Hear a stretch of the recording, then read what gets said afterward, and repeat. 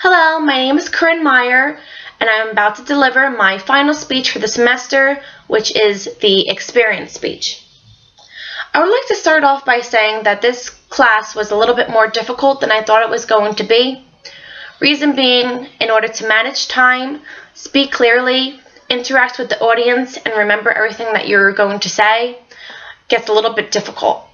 And those are all the aspects that you need to learn in order to public speak. However, as the semester has progressed, I found myself to ease all of those aspects at my own pace and deliver the speeches more and more clearly and manage time better and try to interact with the audience instead of reading off a piece of paper. And the main thing that I know a lot of people have trouble with is saying a lot of ums in their speech, and hopefully I'll try not to say as many as I usually do in my previous speeches. I would have to say that my favorite speech would be the informative speech. The reason why I say that is because my informative speech was on New Year's traditions, and specifically the 3 New Years that I focused on was the Chinese New Year, the Japanese New Year, and the Australian New Year. And I've given a lot of reasons why I've picked those 3 in particular in my speech for the informative one. The least favorite speech that I would have to say would be the famous infamous speech. The reason why I say that is because I really don't admire anyone in particular, but at the time, Jennifer Lopez was inspirational because she was on American Idol at the time, and she had just won People's Magazine Most Beautiful Woman in the World, and she has made so many accomplishments, succeeded in so many accomplishments throughout her life, and I just think that she's very inspirational.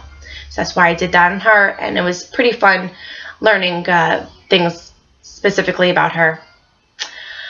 The 3 speeches from my fellow classmates that I enjoyed would have to be the famous infamous speech by Angela High-Song about Gordon Ramsay, the informative speech by Courtney Palugai about Halloween, and lastly, Brittany Galata's persuasive speech on the death penalty.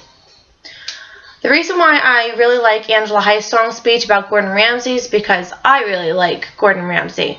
I love all of his shows, and I think that he is really inspirational, and her speech was really informative and inspirational at that. And I really like how she expressed the fact that he pushed hard on people in order for them to succeed in life just as he did. And he went from dirt poor to a multimillionaire, and that's not easy to do that. And it takes a lot of dedication and strong passion for success in order for someone to do so. And however, correct me if I'm wrong, Angela did not mention the show Hotel Hell, and so that's the only thing that went wrong in her speech, was that aspect, and nothing else, because she remained eye contact. She gave a lot of information, so I really liked that about it. Next is Courtney Palugai's speech on Halloween.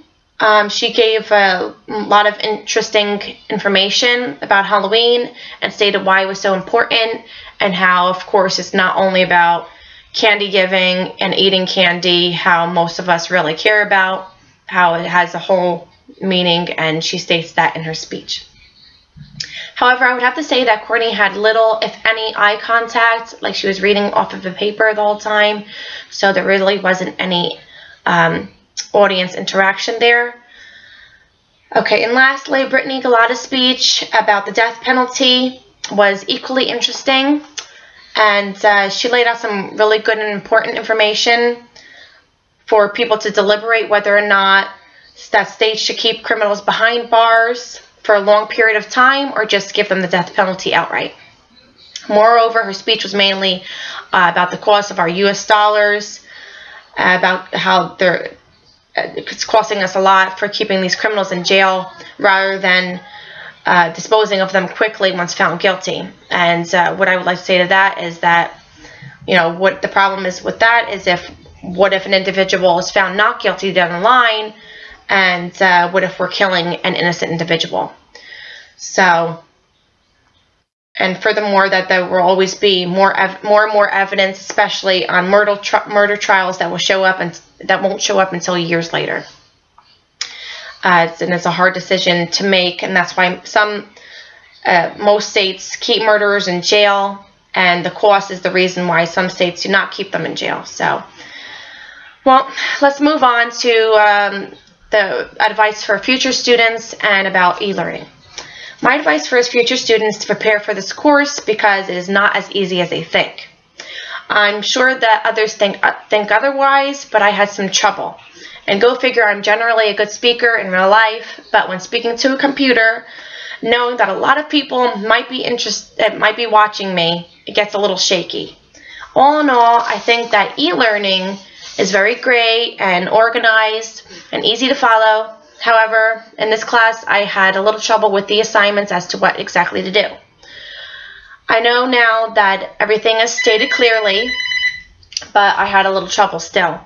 However, this class taught me a lot as far as how to speak in front of an audience, and also about the topics for the speeches that I have done. And in the end, I would recommend this class to those who would like to snap out of their shyness and who would like to discuss or deliberate to society about something that matters. So that's it. I hope everybody has a happy holiday, and I hope everybody had a great semester. Thank you for listening. Bye.